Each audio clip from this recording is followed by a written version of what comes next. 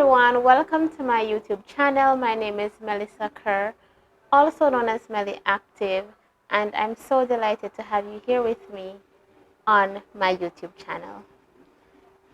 This is my first video, and for my first video I had asked everyone on Instagram, what would you like me to talk about in my first video? And so that is exactly what I am going to do today. For those who don't know me, my name is MellyActive, and I am located in Montego Bay, Jamaica. My hobbies, or what I like to do, includes cooking, because I did culinary chef management some time ago, and I love playing around with food. I love presenting food. I love trying out new things. I like exotic food. I love gourmet food, by the way. Yes. So any new restaurant that is being opened, I'm there. I've literally been to, I'd say, almost every restaurant in Montego Bay. I also like going on adventures. I like going to the beach. I like going to the river. I like hiking. If you want to take me up in the hills and hike and look at scenic views, that is me. I'm there. I'm ready. Bring me with you. Take me. I also love art. A lot of persons may not know that I love art. I love the creativity that comes out in art. I love exotic art, not just a picture of a tree or a drawing of a tree, but when you really get into your imagination and produce something that is so profound, and it's almost like you have to reason it out or look deeply into it. I love art. I am understated. I would say that I love the finer things in life, and I have very expensive taste. Some of the things that I can't afford yet, but those are the things that I like. Um, I like timeless pieces, and I don't brag about what I wear or where I go, and the kind of things that I would like. But yes, just so you know, I'm a very understated person. I am not hype or show off, in a sense. Okay? I love quiet time. I love taking time for myself. I like being by myself a lot of times. I am definitely an introvert, so I like to stay home by myself. I don't like having people in my space. I feel at peace when I'm alone. Even though I'm an introvert, I'm actually a very talkative person to those who I'm familiar with. So if I go to an event or I go somewhere, I may not speak if I don't know a lot of person in the crowd. Um, but I will exchange, a conversation or two, but I'm not going to be like very open and laugh loud and behave a certain way. Alright, so on to the questions that everyone asked me on Instagram. I have my book, so if you see me glancing down every now and then I'm just taking a look at um, all my questions, etc. Alright, now let's jump into the questions that you have asked me, and I will try to answer as best as possible. On this channel, we're going to keep it real, and we are real people. I'm human, and so I'm going to share the facts with you. First question, how did you start your fitness journey?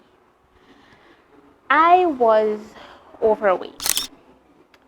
My BMI said that I was obese, because when you do your BMI, they're like, okay, this is the weight that you should be.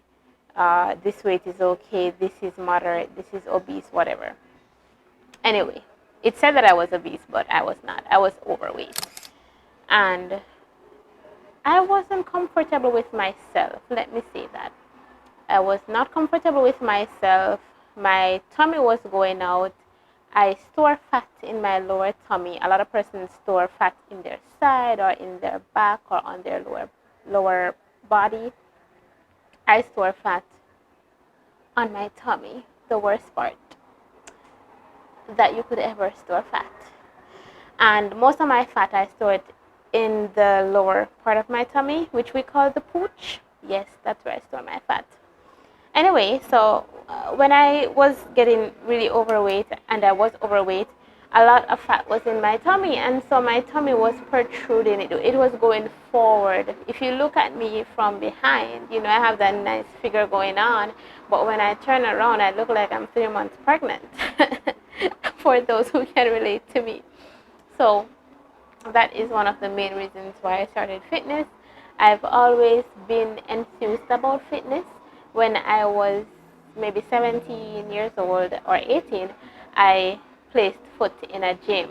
I was very skinny. I was wearing a jean shorts. I was wearing a crepe and an Aeropostale blouse. Those blouses were like you're going in town or something kind of blouse. It wasn't a gym blouse. I'm just saying that I went to the gym. I did not know how to dress to the gym, and so I wore clothes that you would wear go downtown to go to the gym. But anyway, I'm just saying that I was enthused about the whole gym thing, and I went. I wasn't very consistent at first, and so I was in and out, in and out, in and out. But it was I think in 2016, it really hit me that I was fat. And I didn't like how I look in the mirror anymore. I started buying big blouses to wear, you know, the ones that are maybe tight on the bust and flare off at the tummy area. My pants weren't fitting anymore. I stopped taking pictures. You know, that's a huge sign too. I stopped taking pictures because I didn't like how I look. I just didn't like how I look. And people thought that I looked fine. They're like, oh, you're so sexy. Oh, you look good. Oh, I'm like, hell, nah, stop it. I'm fat. I'm overweight. My tummy is big. My legs have cellulite. I'm not all that, basically. So that's how I started my fitness journey. I went to the gym a few months. Then I stopped when I shed like 10 pounds or something. I'm like, okay, cool. I lost some weight. I'm good now. I stopped. It came back. I went back to the gym. I worked out. I stopped. The weight came back. And in 2016, I told myself that like I need to make a conscious decision to go to the gym. I need to start working out. And I'm going to work out right now without expectations. And I'm just going to do this for me. And so I started, and I never looked back. My second question is, have you ever felt insecure or self-conscious about your body? Yes, yes, and yes, absolutely. Um, in regards to my previous story, going back to my previous story, yes, I was very insecure about my body. I didn't take pictures of myself. If there would be a group picture, I would scoot to the back or go in the middle, or try to hide my stomach or something. So yes, I was very insecure about my body. My other question is, have you ever had cellulites, and how did you get rid of them? Yes, I've had cellulites. When I was getting fat, I like to say fat or overweight, my legs started to be whaley, and I'm like, what's happening with my legs? Like, I'm not used to this. So yes, I've had cellulites, and how I got rid of them, I decided to start exercising. There is no such thing as spot reduction. Let me tell you that. You have to just work out. Just work out and stop saying that I just want to get rid of cellulites. I just want to lose the fat on my arm. I just want to lose this pocket of fat right here. Nah, it's not going to happen. Just go and work out. Just do it for you and your overall health. So how I got rid of them, I worked out. I went for runs. I did every run walk that was coming up. I can tell you that I'm there. Garden Life, Mobay City Run, Hopewell Run. It's a community in Hanover. But yeah, breast cancer run. I'm there. I'm just running and walking for not just for the cause, but for my health too. So just go ahead and work out. Just work out and change the way you eat. And when you start shedding the weight, then you will start shedding those cellulites. Good. Okay, someone said, or someone asked, what can I drink to get rid of belly fat? Well, if there was something that you could drink to make belly fat magically disappear, then I'd be the first to know about it, because I've done so much research and I wouldn't be doing this. Basically, I wouldn't be working out every day, working my ass off in the gym, going for a 5 mile run in the morning, run walk by the way, in the mornings. I wouldn't be doing all of this if there was a drink out there that I could just drink and my belly fat would disappear. So no, I don't know what you can drink to get rid of your belly fat. My next question is, how tall are you and how much do you weigh? I am 5 feet 5 inches and I weigh 161 pounds. And I've weighed 161 pounds for maybe a year or more now. Next question, like I kind of put these together. What are your measurements? My measurements. So I'm 5 feet 6 inches. I'm 161 pounds. My bust is 36. So my chest is 36. My waist is 29. And my hips are 43. Next question is, how do you stay motivated? How do I stay motivated? Let me first say that I am intrinsically motivated to do this. I am doing it for me. I'm not doing it for anybody else. I am doing this because I want to do it. I have no body goals. I am my own body goals. I can't say that, okay, when I reach this particular stage or when I look this way, I'm going to stop. No, it's a lifestyle for me and it's going to be a lifetime thing for me. And so I see how best I can improve my performance, my cardiovascular health.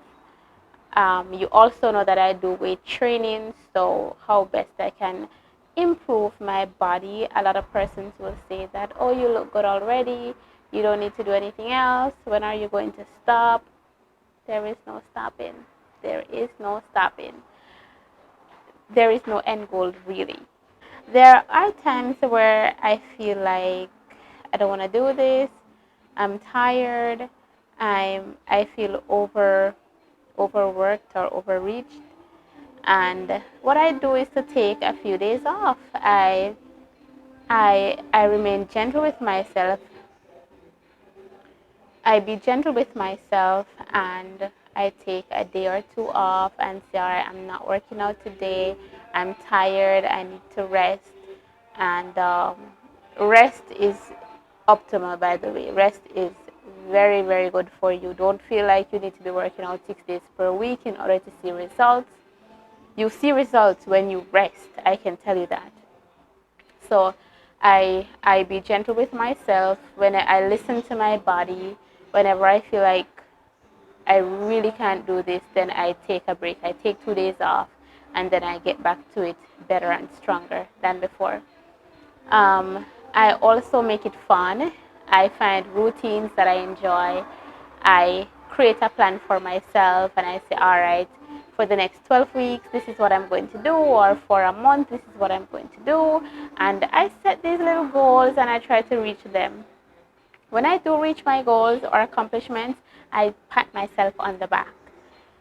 Yes, I reward myself. I'll buy myself something, or I'll say to myself, that was good, you did a good job, you should do this more often, etc. Just so you know, I do overthink things. and it might affect me sometimes. Yeah. To stay motivated, I also work out with a group of friends that are a powerhouse. They are wonderful. I love working out with my workout partners, my gym squad, as I call them. They're amazing and they motivate me to continue. I love seeing them reach new heights or new levels into their fitness journey, and they motivate me to do the same. I am not influenced by others that I see or how they look and say, all right, this is how I want to look, because first of all, our body types are different, we have different genetics, and so there is no way that I can look like somebody else. So I just want to see how I could improve how I look by working out. And I just keep working out and I praise my changes. I embrace my changes. I embrace my fails and I do embrace my achievements. So just a quick recap on how I stay motivated. I set goals, I crush those goals, I pat myself on the back, I rest, I be gentle with myself, and I reward myself. Someone also asked, why is it so costly? Why is fitness so costly? And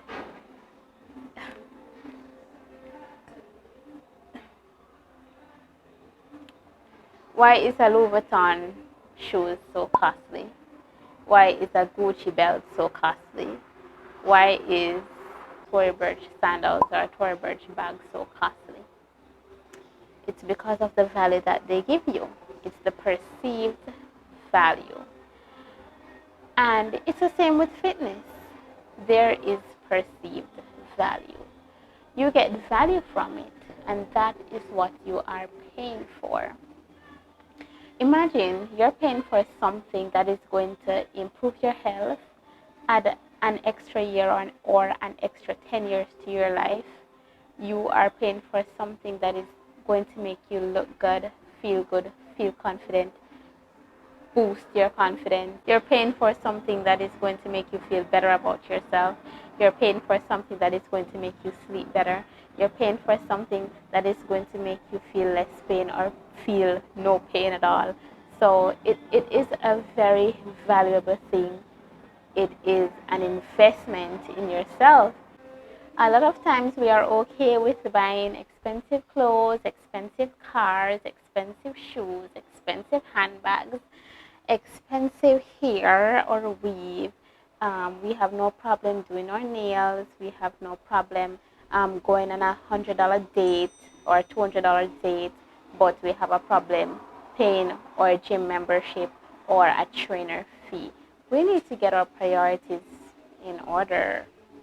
We need to get them in order. On a serious note, you think that fitness is expensive because you have to pay $8,000 a month for a gym membership, while it's okay to go on a date weekly and spend $10,000 or $15,000, because we all know that these restaurants are hell expensive. So you just need to get your priorities in order. When you go to the restaurant and you eat all this fatty food and your cakes and desserts and pizza and KFC, and you put on all that fat, go to the gym. I don't think fitness is costly. If you're investing in yourself, you're investing in your health, your wellness, your happiness. I don't think it's expensive. It's not an expense, it's an investment in your health. My next question is, do you ever feel like giving up on fitness? When I just started, yes, I've had thoughts of giving up and be like, oh my God, this is too hard. I don't know if I can do this. I don't know if I can stick through this. When am I going to stop? So, yes, I have had thoughts of giving up, but guess what? When I think about going back to the life that I've lived before, or going back to being overweight and not happy with who I am or how I look, then I said, hell no, I cannot go back there.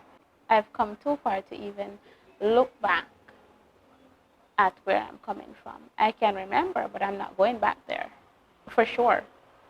Now, the last question on my list is, do you have any advice for someone who wants to start fitness but is not motivated? Absolutely. What I have to say to you is go for it. Just go for it. Stop procrastinating. Stop waiting on your friends. Stop thinking about what people are going to say when you start fitness. A lot of persons, when I ask them, why don't you just go for a walk? Why don't you go for a run in the morning? Why don't you start exercising? Why don't you start dieting? They will tell me, they literally tell me that I'm afraid of what people are going to say. People are going to say that I am sick. People are going to say that because I'm losing weight, I have AIDS. People are going to say that, why are you eating that? That is disgusting. That is gross. Stop thinking about what people are going to say. If you're overweight, they're going to say that you're fat. If you're obese, they're going to say that, oh my God, she's so fat and unhealthy. If you are thin, they're going to say that she maga bad, she wants some food. Somebody please feed her. I'm just saying that whatever you do, people are going to talk. Whether you do good or bad, they're going to talk. So stop caring about what people say. Just get up and do this for you. Your body is the only place that you have to live. Therefore, you have to take care of it. You can't wait until you have diabetes, high blood pressure, coronary heart disease. You cannot wait until you start having all these illnesses to start exercising. Get up today, get up tomorrow morning. Stop saying I'm going to wait until Sunday. I'm going to wait until the 1st of September. I'm going to wait until Monday morning to exercise. No. Get up today and do this for you. Do this for yourself. Do this for your health. Do this for your children. Do this for your future self. Do it for you. You can do it. Stop saying that you can't. When we tell ourselves that we can't do something, our minds interpret it. We put that in our subconscious. And in turn, we are not so good at it. For example, if I'm training someone at the gym and I give them something to do, and they're like, I can't do this, I can't do it. And I'm like, no, stop saying that. You can do it.